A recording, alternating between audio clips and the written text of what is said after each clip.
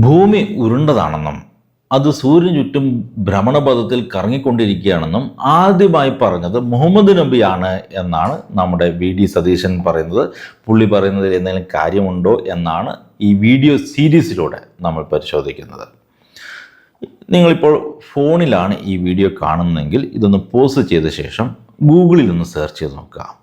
Who was the first one two measure the exact circumference of the earth?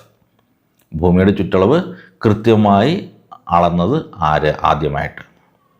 Okay, search ചെയ്തല്ലോ, ഉത്തരം കിട്ടിയിട്ടുണ്ടാവും. എറാത്തോസ്തനസ് എന്നൊരു Greek ചിന്തകനാണ് ഭൂമിയുടെ ചുറ്റളവ് ആദ്യമായിട്ട് കൃത്യമായി അളക്കുന്നത്. ഏത് വർഷമാണെന്ന് അറിയാവോ?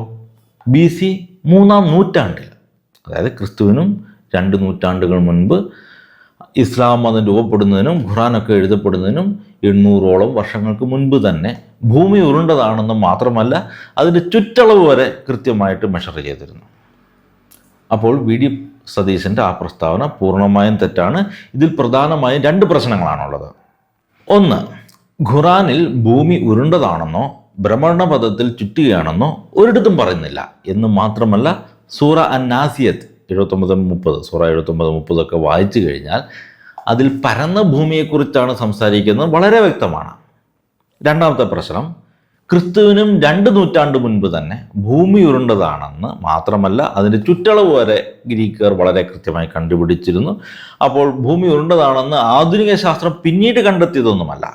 ഖുറാൻ എഴുതപ്പെടുന്നതിനും 1000 വർഷങ്ങൾക്ക് മുൻപ് തന്നെ ലോകത്തിന് അറിയാവുന്ന കാര്യമാണത്. ഇതിപ്പോൾ വി.ഡി. സതീശൻ മാത്രമല്ല കേട്ടോ, പൊതുവെ പല രാഷ്ട്രീയ പ്രവർത്തകരും ഇറക്കുന്ന ഒരു നമ്പറാണിത്.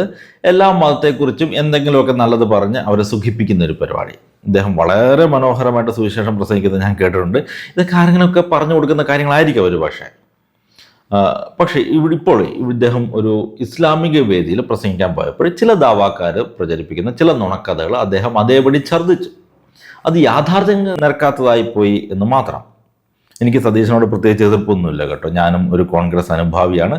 സതീശൻ തന്നെ മുഖ്യമന്ത്രി ആകണമെന്നൊരു ആഗ്രഹിക്കുന്ന വ്യക്തിയുമാണ്. അപ്പോൾ ഈ വീഡിയോ റിലീസാകുമ്പോഴേക്കും മുഖ്യമന്ത്രി ആരാണെന്ന കാര്യത്തിൽ ഒരു തീരുമാനം ഉണ്ടാകുമെന്ന് ഞാൻ പ്രതീക്ഷിക്കുകയാണ്. പക്ഷേ ഞാനിപ്പോൾ റെക്കോർഡ് ചെയ്യുന്ന സമയത്ത് ആരാണ് മുഖ്യമന്ത്രി എന്ന കാര്യത്തിൽ തീരുമാനമായിട്ടില്ല. പക്ഷേ ഇവിടുത്തെ പ്രശ്നം എന്താണെന്ന് വെച്ച് കഴിഞ്ഞാൽ ഇദ്ദേഹം പറഞ്ഞ കാര്യങ്ങൾ പൂർണ്ണമായും തെറ്റാണ്. അതുകൊണ്ട് തന്നെ ഇദ്ദേഹം പറയുന്ന കാര്യങ്ങൾക്ക് കൃത്യമായ മറുപടി കൊടുത്തേ പറ്റുള്ളൂ. വസ്തുതകളും ചരിത്രവും പരിശോധിച്ചുകൊണ്ട് ഈ വിഷയത്തിൻ്റെ സമ്പൂർണ്ണമായ ഒരു ചരിത്രം, ദ കംപ്ലീറ്റ് ഹിസ്റ്ററി നമ്മൾ വിവരിക്കാൻ പോവുകയാണ് ഈ വീഡിയോ സീരീസിലൂടെ ശ്രമിക്കുന്നത്. നമ്മുടെ ഈ സീരീസിൽ ഒട്ടനവധി കാര്യങ്ങൾ നമ്മൾ കവർ ചെയ്യുന്നുണ്ട്. ആദ്യം തന്നെ ഖുറാൻ ശരിക്കും ഭൂമി ഉരുണ്ടതാണെന്നാണോ അതോ പറഞ്ഞതാണെന്നാണോ പറയുന്നത് എന്ന് നമ്മൾ വിശദമായി പരിശോധിക്കും. അതുകൂടാതെ ഉരുണ്ട ഭൂമിയെക്കുറിച്ച് ഒരു ചരിത്രമുണ്ട്. അരിസ്റ്റോട്ടലിൻ്റെയും പൈതഗോറസിൻ്റെയും പോലെയുള്ള ഗ്രീക്കുകാരുടെ എഴുത്തുകളിൽ നമുക്ക് വളരെ വ്യക്തമായിട്ട് മനസ്സിലാക്കാൻ സാധിക്കുന്ന കാര്യങ്ങളാണ് ഇതൊക്കെ.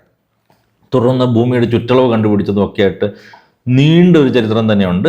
അന്ന് അരിസ്റ്റോട്ടലിൻ്റെയൊക്കെ കാഴ്ചപ്പാടൊരു ജിയോസെൻട്രിക് മോഡലായിരുന്നു എന്നതാണ് യാഥാർത്ഥ്യം. എന്താണ് ഈ ജിയോസെൻട്രിക് മോഡലെന്നും അതിനുശേഷം വന്ന കോപ്പർനിക്കസിൻ്റെ ഹീലിയോസെൻട്രിക് മോഡൽ എന്താണെന്നുമൊക്കെ നമ്മൾ വിശദമായിട്ട് കാണാൻ പോവുകയാണ് ഈ വീഡിയോ സീരീസിലൂടെ.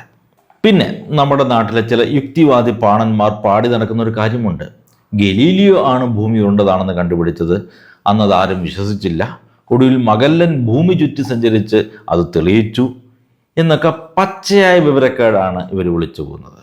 ഗലീലിയോ ജനിക്കുന്നതിനും 10 പതിറ്റാണ്ടുകൾ മുൻപേ മരിച്ചുപോയ ആളാണ് ഈ പറയുന്ന മഗല്ലൻ. മാത്രമല്ല മഗല്ലൻ ആ ഒരു എക്സ്പെഡിഷൻ, ആ സർക്കം നാവിഗേഷൻ യാത്ര പൂർത്തിയാക്കുന്നില്ല. അദ്ദേഹം വഴിമധ്യേ കൊല്ലപ്പെടുകയാണ്. സ്വന്തം കയ്യിലിരിപ്പ് കാരണം കൊല്ലപ്പെട്ടു എന്ന് പറയുന്നതാണ് കുറച്ചുകൂടി ശരി. അതുകൊണ്ട് ഈ മഗല്ലൻ എൽക്കാനോ സർക്കം നാവിഗേഷനെ കുറിച്ചും ഗലീലിയോയും സഭയും തമ്മിലുള്ള പ്രശ്നങ്ങളെക്കുറിച്ചും ഒക്കെ അതിൻ്റെ യഥാർത്ഥ വശങ്ങളെക്കുറിച്ചും ഒക്കെ ഡെഡിക്കേറ്റഡ് ആയിട്ടുള്ള വീഡിയോസ് ഈ സീരീസിലുണ്ട്.